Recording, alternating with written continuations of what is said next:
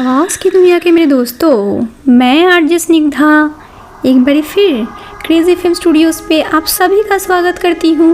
अनुभूतियों से सजाई हुई कहानियों की इस महफिल में मेरे साथ है मेरी पूरी क्रेज़ी फिल्म परिवार और आप लोग, जिनके बिना अधूरा है ये परिवार, अधूरी है ये महफिल और बेजान है वो सारी अनुभूतियाँ जो हम आपके साथ साझा करते हैं।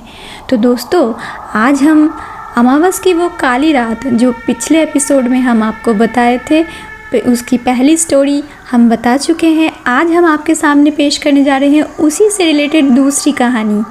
तो दोस्तों, बने रहिए हमारे साथ और हाँ, लाइक शेयर एंड सब्सक्राइब करना बिल्कुल मत भूलिए हमारे इस चैनल को, ताकि जो है हम अपने इस परिवार को और ज़्यादा जो है बढ़ा पाए, हमारे सदस्यों को और हम एक साथ ला पाए। और हाँ, बेल आइकन प्रेस करना बिल्कुल मत भूलिएगा, ताकि जो है हर वक्त हर एपिसोड हर कहानी के नोटिफिकेशन आपके पास पहुंच पाए। तो दोस्तों, बिना वक्त ज़ाया किए हम जो है आगे बढ़ेंगे कहानी की तरफ। तो दोस्तों, पिछले एपिसोड में आपने सुना था, पिछली कहानी में आपने सुना था अमावस की एक रात के अंदर दीपक भैया के ऊपर किसी आत्मा का प्रवेश, जो लोक मान्यता के हिसाब से ऐसा माना गया, लेकिन उसके कोई ठोस कारण या ठोस सबूत या ठोस लॉजिक किसी को समझ में नहीं आई।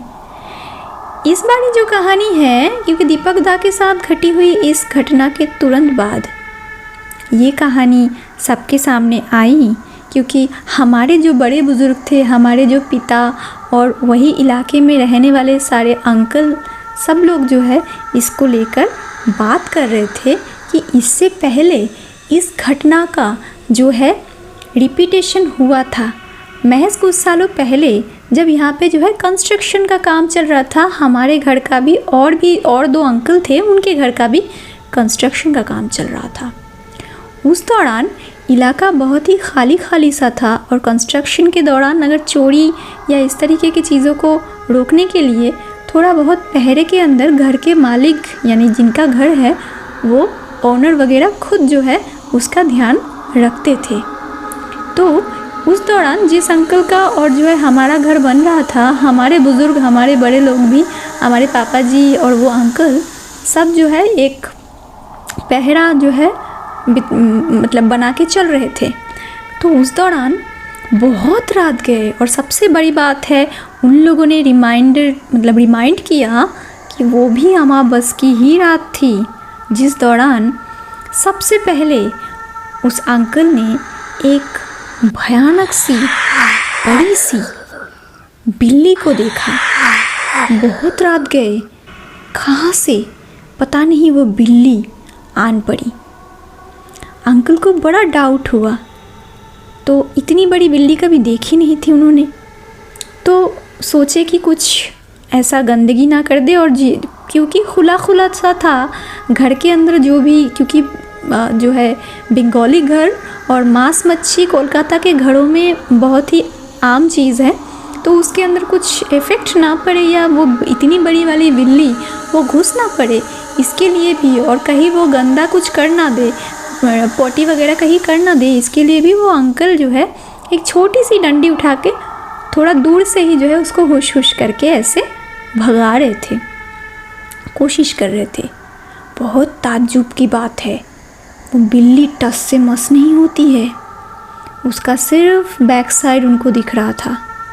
लेकिन जब थोड़ा आगे की तरफ बढ़े, थोड़ा करीब जाकर देखने की कोशिश करी, तो वो बिल्ली वहाँ से वॉक करना शुरू करती है। जितना बिल्ली आगे की तरफ वॉक करे, अंकल भी थोड़ा पीछे पीछे चलना शुरू कर देते हैं। लेकिन इस बार ये और ताज्जुब की बात है, जितने कदम अंकल ज़ोर से बढ़ाए, बिल्ली उससे 4 कदम आगे चल रही है, जबकि बिल्ली इतनी ज़ोर से जाती नहीं है। और सबसे बड़ी बात थी, बिल्ली भाग नहीं रही थी, लेकिन ऐसा लग रहा था बिल्ली के कदम जैसे बढ़े हुए हैं। एक एक कदम के अंदर वो काफ़ी जो है दूरियां तय कर रही है। ऐसे चलते चलते अंकल की मुलाकात हमारे पापा जी से हुई। तो ऐसा उनका कहना है, दादा, इतनी बड़ी बिल्ली मैंने आज तक अपनी ज़िंदगी में कभी नहीं देखा। पापा जी भी उनके साथ सहमत थे और वो लोग आगे की तरफ बढ़े। जितना आगे की तरफ बढ़े, जितना दिखाई दिया, अब बिल्ली की स्पीड और ज़्यादा होने लगी। बिल्ली बहुत कदम आगे जा चुकी है। थोड़ी देर बाद उनकी आंखों के सामने ही बिल्ली गायब होती है और एक औरत दिखती है, लेकिन पूरी ढकी हुई सर से पाँव तक, बहुत ज़ोर ज़ोर से वॉक करने लगती है। ये लोग पूछते हैं, कौन हो, कौन हो आप? रुकिए, यहाँ पे क्या कर रही हैं और कहाँ से आ गई आप इतने रात गए?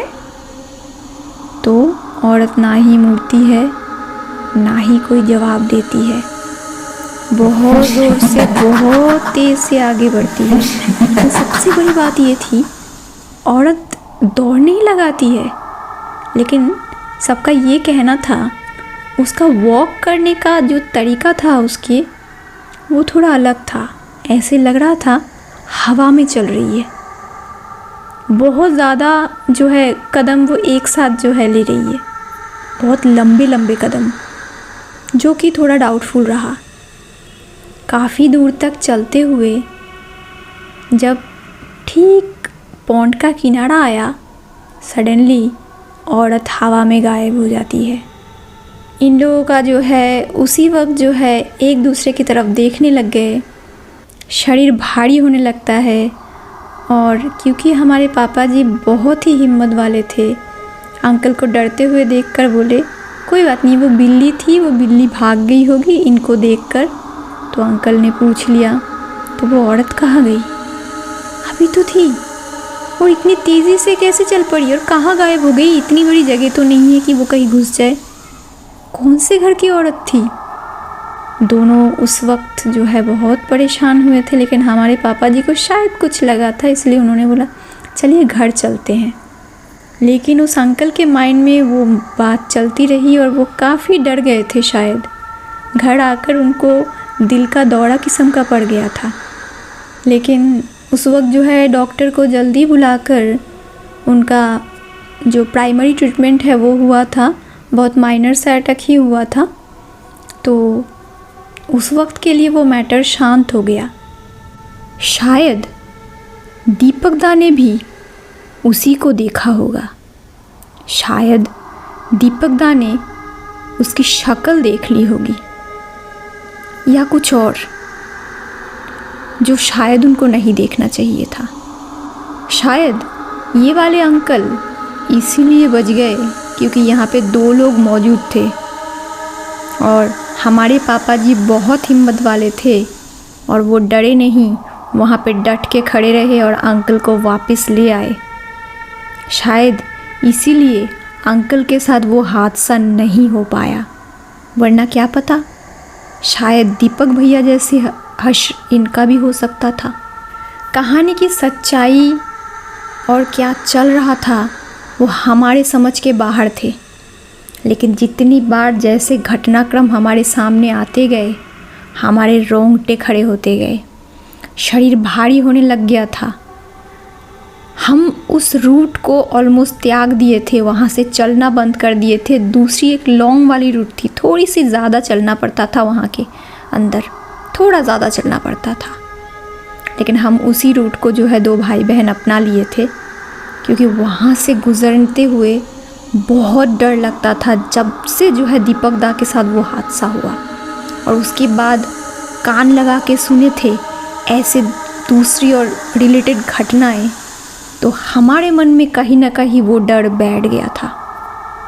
अगर हर घटना को एक ही एपिसोड में हम बयां करने लग जाएंगे तो जो है वो बड़ी होती जाएगी, वो सही नहीं हो पाएगा।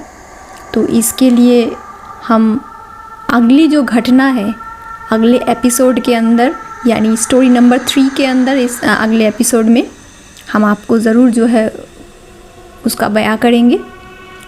तब तक के लिए बने रहिए क्रेज़ी फिल्म स्टूडियो के साथ, हमारे परिवार के साथ जुड़े रहिए।